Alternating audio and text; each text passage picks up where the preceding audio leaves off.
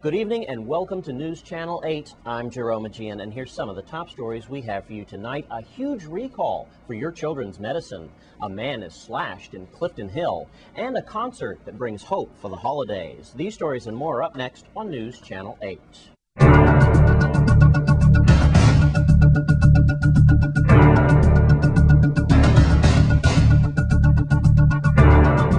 In our top story tonight, the Virgin Islands Health Department is urging caution when it comes to children's medicine. 3 separate recalls from Johnson & Johnson Company has been issued. Approximately 5 million units of children's Benadryl allergy fast melt tablets, junior strength Motrin tablets, and extra strength Rolaids soft chews. And meanwhile, the Virgin Islands Health Commissioner, Julia Sheen, has urged residents to stop using that product that they may have in their possession. For more information, you can go to www.healthvi.org or visit www.fda.gov.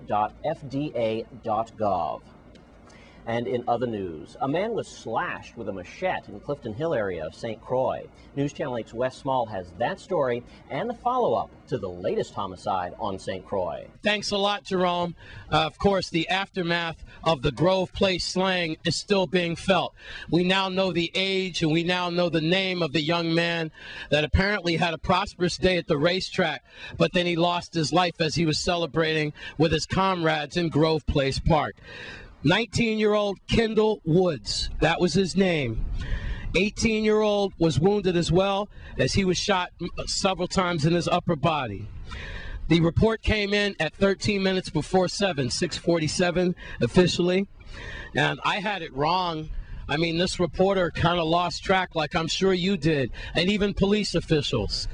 Our homicide rate is 60 people, 6-0. That according to the Avis or some other media reports or the police department. Meanwhile, the Daily News has it like at about 63 or 64 homicides. Folks, nevertheless, in the Caribbean area that we're in geographically, we're only second to Jamaica. We're in bad shape. If you look at these statistics, these numbers, that would put us at just about like 1.5 people being slain a week. It's almost like we're waiting to be slaughtered. Who's next? Unbelievable. And the ages are just devastating. 19, 18, 20 years old. It's just very sad. I talked to Deputy Police Chief Hal, and he said if there's anything you could do is when these things happen, you need to call 911 immediately. Immediately you should call 911 because the window to get these thugs and these killers off the street closes. So with that, Kendall Woods now becomes the 60th homicide victim in our territory. How many more now are going to fall? Let's take you to IRB from yesterday. Remember that? Internal Revenue Bureau. We don't have any more on that gold snatching. You remember it was yesterday afternoon. We now know what happened as 2 suspects accosted a victim and tried to take his gold chain. Well, now we understand that the victim struggled and he grabbed the gun. And the other suspect grabbed the gold chain while those two were wrestling with the gun. As those suspects fled towards Sunny Isle, they dropped the chain and the pendant, but they were so bold, they actually went back and picked up their stolen goods. Again, Deputy Police Chief Hal said in that case, time would be of the essence. He doesn't know why that wasn't reported to 911 15 to 20 minutes later, because they had police units all over Sunny Isle and Strawberry yesterday, as you are still watching that film that we had yesterday, that file footage. Last but not least, we believe we had a thwarted home invasion last night in Clifton Hill. A 35-year-old Hispanic male apparently was in his home, going in his home, and that is when suspects accosted him, and he was hit with a machete. He was stabbed several times with a machete, slashed in his left shoulder, his right hand, and then he fell to the ground and he hurt his knees and also his nose. We are looking for a black male suspect in his 20s, a green shirt and blue jeans, and we believe that was a home invasion robbery that was thwarted. So now you're caught up. You're caught up on the Grove Place killing from yesterday, and please be careful out there. The homicide rate, the record-breaking rate continues to climb. And when things happen, you need to report it immediately to get these killers off the streets. I'm Wes Small for News Channel 8. Thanks, Wes. And police on St. John are trying to piece together a shooting that occurred recently. Here's Public Information Officer Kishma Harrigan. Police on St. John are investigating a non-fatal shooting that occurred in the Pine Piece area in Cruz Bay around 8:50 p.m. Sunday, November 28th. According to the initial police report, officers were advised of a male shooting victim at the Mary Keating Smith Community Health Center. The victim told police he was arguing with a male suspect, and during the argument, the suspect pointed a handgun and began shooting at him. The victim was injured in his lower left abdomen and was grazed by a bullet from his right temple to his right earlobe. Police urge anyone having information on this case to contact the Criminal Investigation Bureau detectives at 714-9801, 715-5516, or Crime Stoppers USVI at 1-800-222-TIPS. And that's Public Information Officer Kishma Harrigan. Thanks for that. And police on St. Thomas are investigating the death of a Caucasian male assumed to be in his 40s. He was found dead at the Bunker Hill Hotel on Sunday. As calls came in to 911, that man was found unresponsive in his room. Police found several empty rum bottles and an almost empty bottle of medication in that room as well. There was no sign of foul play.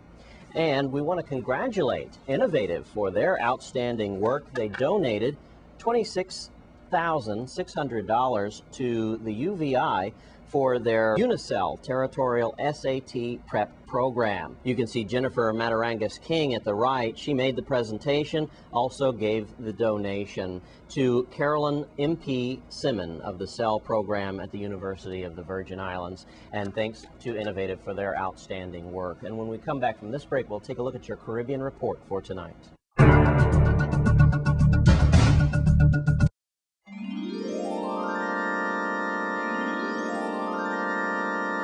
And let's take a look at your Caribbean report for tonight.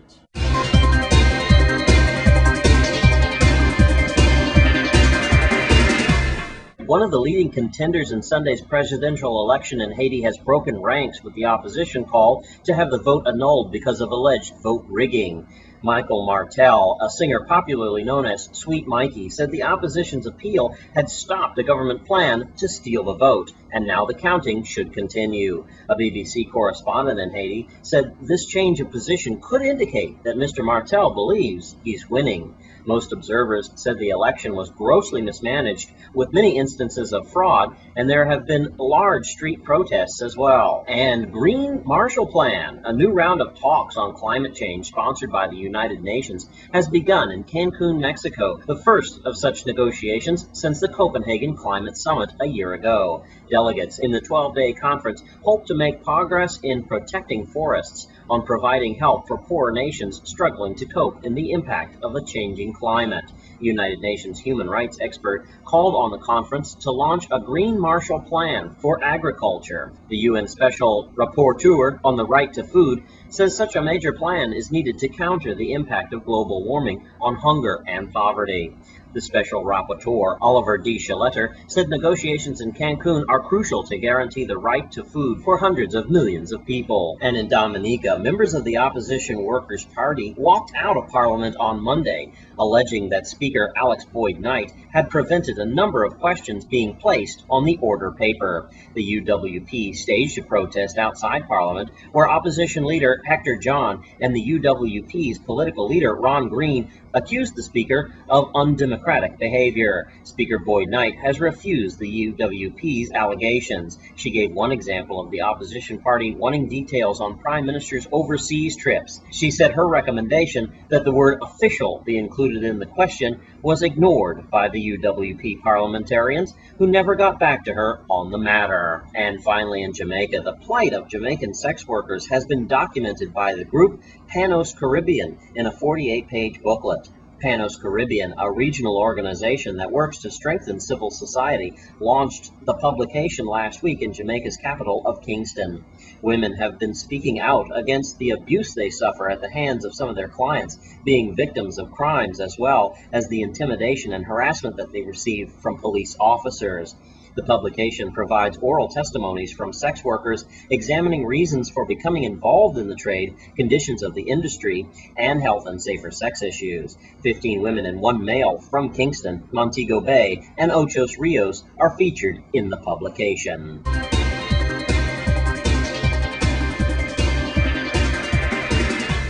And that's your Caribbean report for tonight. And there'll be a concert benefiting the children at Christmas time. News Channel 8's Wes Small files this report.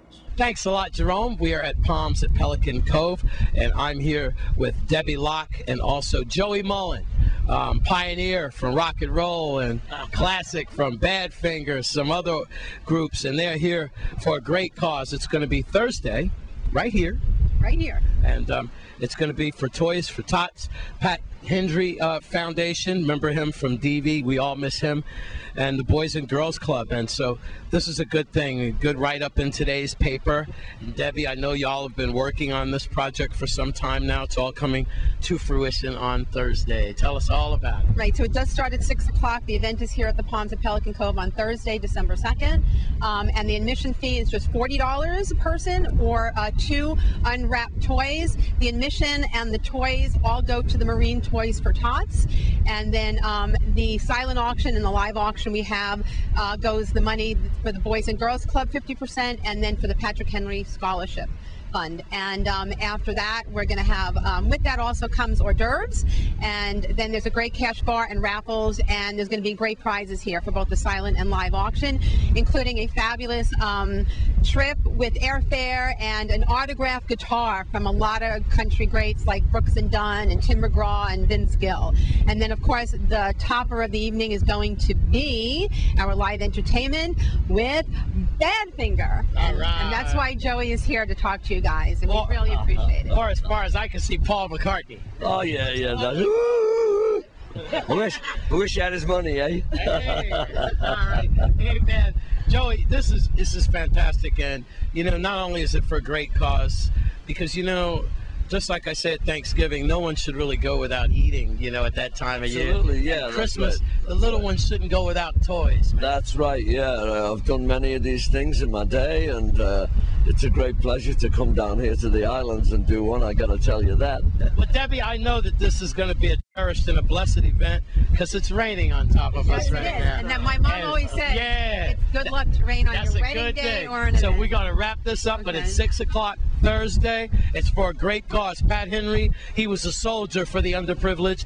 Boys and Girls Club, they are in trouble. The Frederiksted branch has been closed down, and I feel that we can get it opened back up. This is a step in the right direction. Congratulations to these people, man. Y'all got wings waiting for you when you get to heaven. All right, Badfinger it is. Thursday, 6 o'clock, $40, not too much, and then you could bring 2 unwrapped gifts. That's a beautiful thing for the little ones, okay? Be here for that. I'm Wes Small. In the rain, it's a blessing, for News Channel 8. Well, I'm looking forward to Christmas time as well, and stay with us on Channel 8 News. We've got horse racing on your Sports 411. Stay with us.